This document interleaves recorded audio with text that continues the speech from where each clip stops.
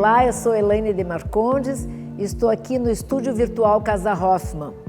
Eu sou ex-bailarina clássica, dançarina de tango há 8 anos, sou médica, fisioterapeuta e master trainer em Pilates há 25 anos.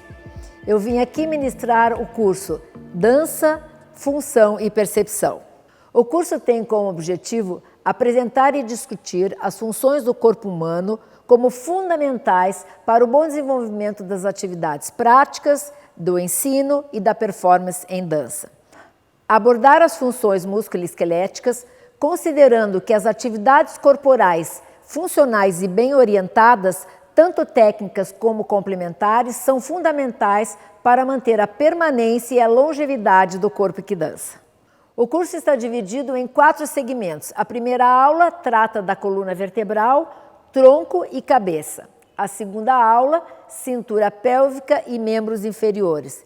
A terceira aula, cintura escapular e membros superiores. E a quarta aula trata de um tema muito importante, que são os mitos e as verdades sobre o trabalho corporal em dança.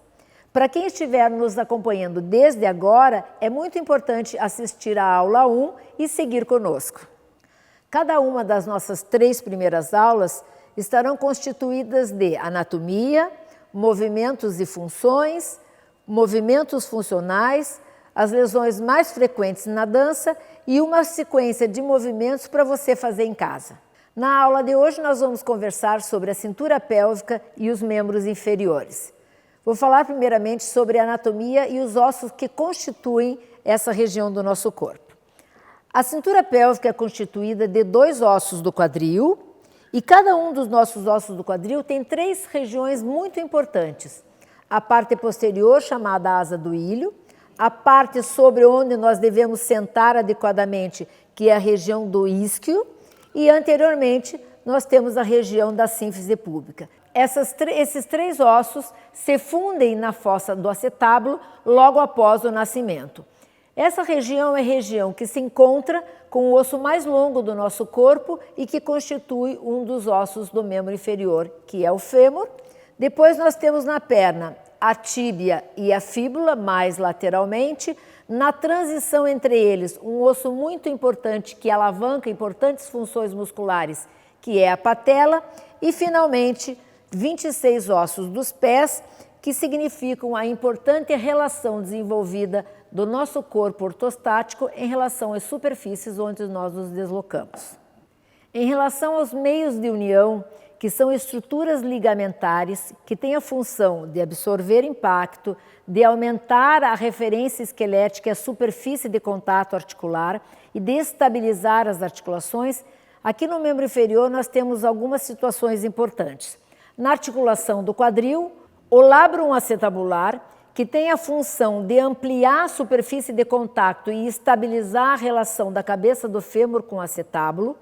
Na articulação do joelho, os meniscos medial e lateral, que são importantes estruturas para absorção do impacto e do choque na relação do fêmur com a tíbia e que aumentam essa superfície articular. Os famosos ligamentos cruzados anterior e posterior, que são ligamentos intraarticulares, e os ligamentos extraarticulares colaterais, lateral e medial. Ao nível do tornozelo, nós temos uma importante estrutura contentora e limitadora, chamada de retináculo dos músculos, que cria contenção aos músculos que transitam entre a perna e o pé.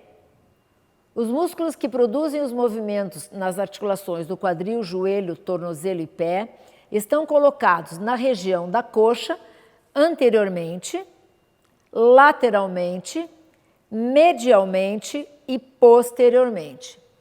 Em relação à perna, nós temos 3 orientações musculares: os músculos laterais, os músculos anteriores e os músculos posteriores. Em relação à movimentação do pé, os movimentos só podem ser produzidos pelos músculos extrínsecos ao pé, que são músculos que estão na perna, se inserem no pé e produzem os movimentos nessa região, ou os músculos intrínsecos do pé que se originam e se inserem no próprio pé e produzem movimentos sequenciados e articulados entre esses 26 ossos. Vamos falar sobre funções e movimentos dessa região do corpo. A pelve é considerada o centro de controle do movimento, já que recebe o peso e as informações proprioceptivas da parte alta do corpo e transfere para os membros inferiores, que, por sua vez, recebem o estímulo proprioceptivo das superfícies, habilitando a cintura pélvica e as pernas a reconhecerem os estímulos das superfícies e a nos habilitarem a deslocar o corpo através delas. Nesse sentido, a pelve e os membros inferiores são muito importantes nas definições dos padrões de marcha que nós desenvolvemos ao longo da nossa vida. Para falarmos de movimentos, nós vamos relembrar os 3 planos funcionais. O primeiro plano acontece no sentido antero-posterior e se chama plano sagital. O segundo plano acontece frontalmente no sentido laterolateral do corpo e o terceiro plano, que é o plano transversal, acontece e promove os movimentos rotacionais ao longo de todo o nosso corpo. Vamos observar esses movimentos relacionados com a cintura pélvica e os membros inferiores. Em relação à pelve, no plano sagital, nós temos os movimentos de báscula de versão anterior da pelve e versão posterior da pelve, no plano sagital. No plano frontal, nós temos os movimentos de flexão lateral, que acontecem na região lombar, com subidas e descidas alternadas da crista ilíaca. E, finalmente, no plano transversal, nós temos os movimentos de dissociação da pelve do tórax, que promovem os movimentos rotacionais. Em relação à articulação do quadril, observando os mesmos planos, movimento de flexão e extensão no plano sagital, movimento de abdução e adução no plano frontal e os movimentos rotacionais em rotação externa e interna que se combinam com os planos de abdução e adução do quadril. Na articulação do joelho, nós temos macroscopicamente importantes ângulos de movimento de flexão e de extensão que aparecem combinados com movimentos rotacionais nessa articulação.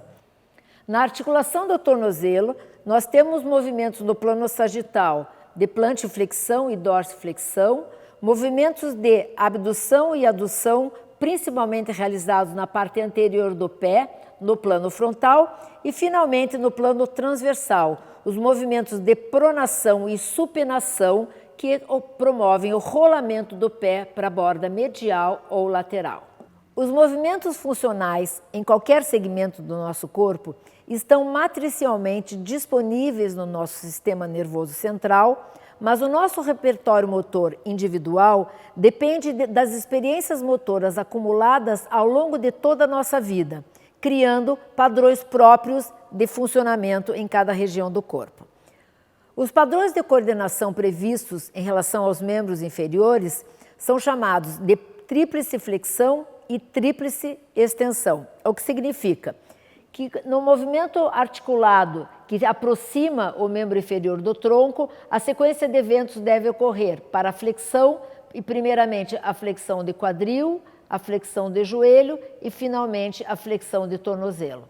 No movimento de extensão, da tríplice extensão, o que se estima é a extensão do tornozelo, a extensão do joelho e finalmente a extensão do quadril. Então, a flexão, a aproximação do membro inferior do tronco segue uma sequência coordenada de eventos de quadril, joelho e tornozelo e extensão tornozelo, joelho e quadril. Esse aprendizado motor é indispensável para o bom funcionamento e coordenação entre os lados e a transferência de informação para a pelve propriamente dito, no sentido do ajuste e do diálogo entre elas. Uma das funções mais importantes da cintura pélvica dos membros inferiores é a marcha. Durante a marcha, a pelve cria movimentos de oposição, combinando os 3 planos funcionais, gerando e providenciando também a oposição dos movimentos entre os membros inferiores. Existem 2 momentos muito importantes na mudança e transferência do peso durante a marcha, que são fundamentais para o entendimento e a percepção e a orientação no mundo dos bailarinos.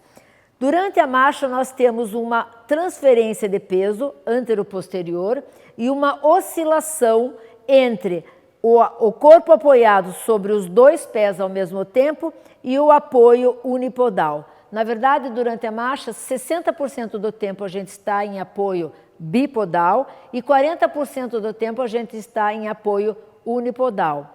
Ou seja, nós passamos 40% do nosso tempo em pé durante a vida, apoiado num pé só, o que faz com que a observação desses desalinhamentos seja muito importante durante as práticas de dança. Os dois momentos importantes são o contato inicial, o início do contato do apoio unipodal com o chão, que é o contato do calcanhar. Então, o corpo precisa chegar ao chão reconhecendo o contato da parte mais posterior do pé para reconhecer a superfície e transladar sobre o pé inteiro durante a transferência de peso. Na parte posterior, no movimento do quadril estendido, o momento mais importante é o momento do pré-balanço, quando eu vou passar de dois pés para um pé. Essa ação extensora e a tríplice extensão, que começa pela extensão do tornozelo, extensão do joelho, extensão do quadril, leva o corpo à frente no próximo passo, que vai começar com o contato do calcanhar. E essa ação de empurrar o chão para baixo na fase de pré-balanço é uma orientação fundamental para a prática dos saltos na dança. Os erros mais comuns que contradizem os padrões de coordenação matricialmente disponíveis no nosso sistema nervoso central são, primeiramente, substituir a flexão do quadril, principalmente nas grandes amplitudes de movimento dessa articulação, por movimentos da região lombar. Então, entender que a articulação do quadril é uma articulação bem anterior ao corpo, iniciar os movimentos de ângulos grandes do quadril pela articulação são importantes para evitar a movimentação e a translação sobrecarga do tronco no sentido contralateral. O segundo erro mais comum é o desalinhamento dos joelhos nos movimentos de flexão e de hiperflexão, perdendo essa relação e sobrecarregando medialmente, o que vai provocar mais tarde algumas lesões específicas de algumas práticas de dança.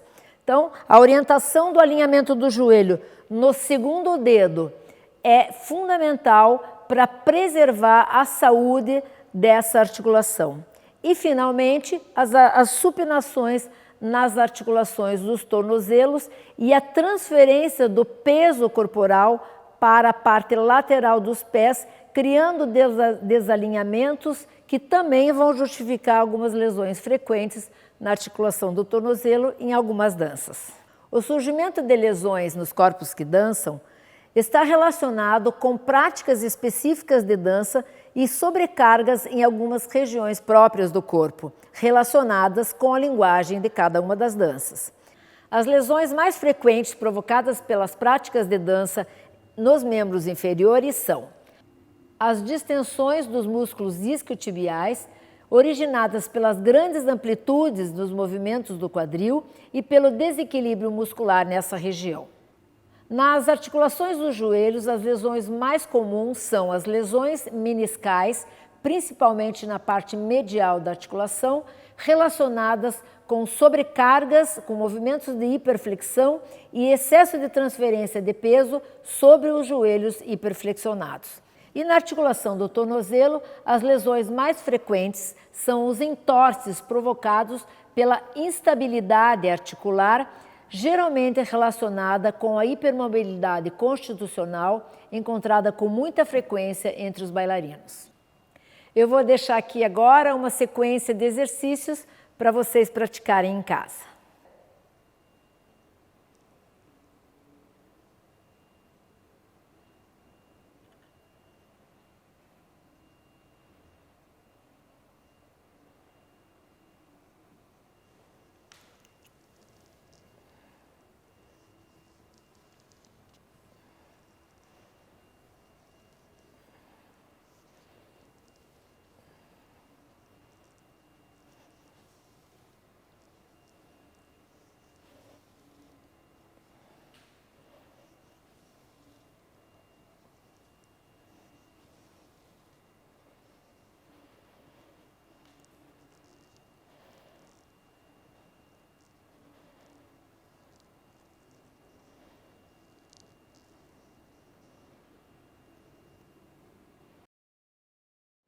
Apoie a ponta do pé esquerdo sobre o pé direito e o calcanhar do pé esquerdo apoiado na perna direita. E o movimento é de báscula lateral do quadril, evitando esse movimento.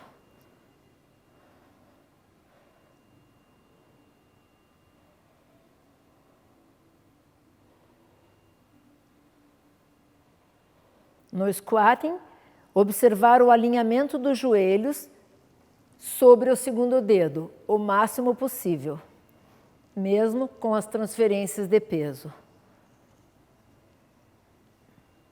evitando esse movimento.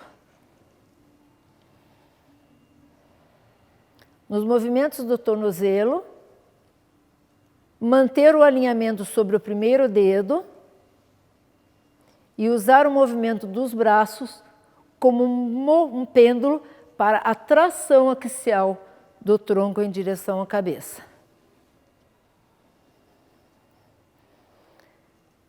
Em relação ao movimento de rotação da pelve, trabalhar a dissociação da parte alta do corpo em sentido oposto.